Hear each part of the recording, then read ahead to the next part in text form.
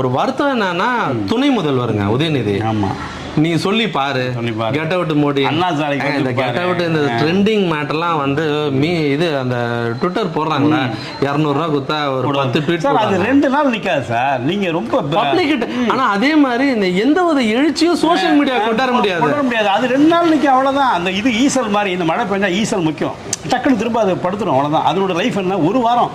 அது மாதிரி அண்ணாமலை இல்லைன்னா நியூஸே இல்லைங்க.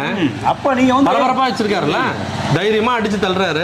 டெல்லி தலைமைக்கு செல்ல பிள்ளையா இல்லையான்றது இந்த அசிங்கம் தேவையா சார்?